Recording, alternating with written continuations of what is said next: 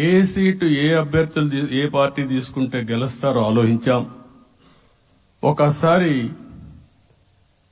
అవి నేను చాలాసార్లు చూసినప్పుడు సీట్ల ఎంపికలో చాలా సమస్యలు వచ్చేటివి.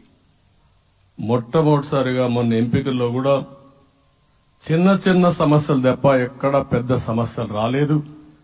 అంటే మేమందరం కూడా ఒకటి ఆలోచించాం, గెలిపి ధ్యేయంగా పనిచేయాలి కాబట్టి ఏ సీట్లో ఎవరు సీట్ ఇస్తే వాళ్ళు గెలుస్తారో ఆ సీట్లే ఇచ్చాం.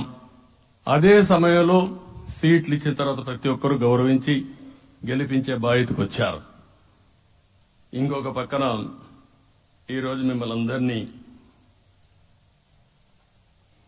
ఇప్పుడే పవన్ కళ్యాణ్ గారు చెప్పినట్టు వారి యొక్క సమయ స్ఫూర్తిని నేను ఎప్పుడూ మర్చిపోలేను.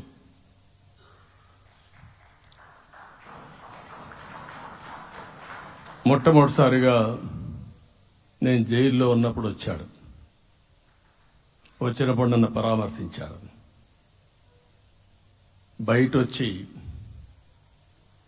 ఈ రాష్ట్రం అంత మునుపు చెప్పినా అంత మునుపు అనేక సందర్భాల్లో ప్రభుత్వ వ్యతిరేక ఓటు చేయకూడదని చెప్పారు.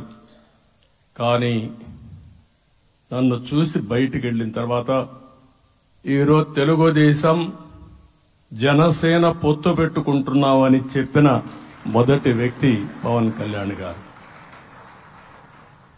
అప్పటికే బీజేపీతో పొత్తుంది.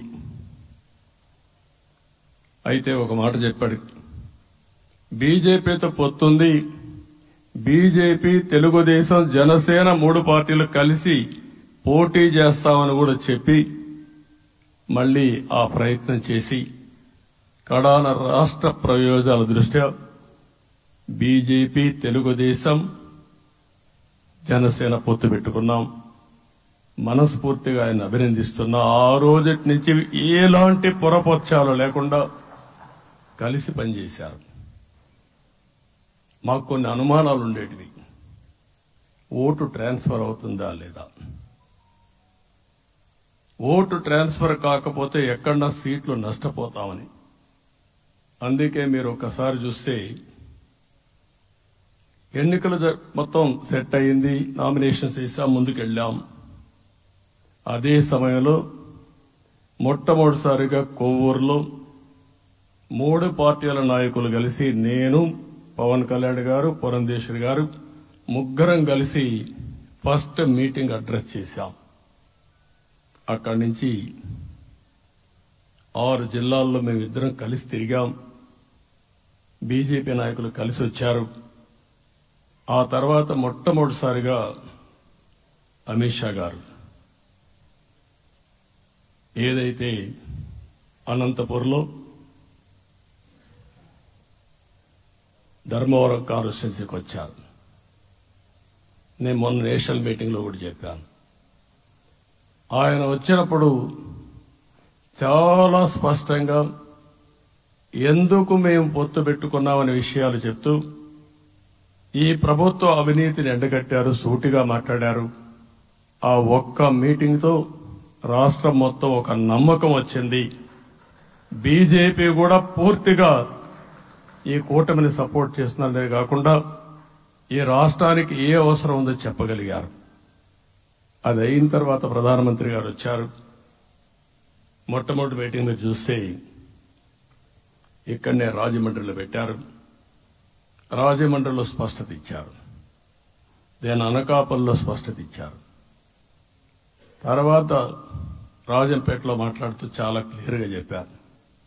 ఇదే విజయవాడకు వచ్చినప్పుడు రోడ్ షో పెడితే నా జీవితంలో ఎప్పుడూ చూడలేదు, ప్రధానమంత్రి గారు కూడా అదే చెప్పారు, బ్రహ్మాండమైన రోడ్ షో విజయవాడలో జరిగిందని ప్రధానమంత్రి గారు కూడా అభినందించే పరిస్థితికి వచ్చారు.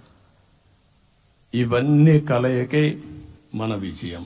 ఈ విషయం మనం గుర్తుపెట్టుకోవాల్సిన అవసరం ఉంది. మీరు కష్టపడ్డారు. నేను చాలా ఎన్నికల్లో చూశాను. అందరూ అభ్యర్థులు కూడా ఈ ఎన్నికల్లో కష్టపడిన విధానం గాని ఇంత కష్టం నేను ఎప్పుడూ చూడలేదు. ఒక్క మాటలో చెప్పాలంటే ప్రతి ఒక్కరూ మనసు పెట్టి పనిచేశారు. అందుకే ఈ గెలుపు వచ్చిందని చెప్పి కూడా నేను మీకు తెలియజేస్తున్నా. మీ అందరి సహకారంతో రేపు ప్రమాణ స్వీకారం చేస్తున్నాను. దానికి మీ అందరికీ ధన్యవాదాలు.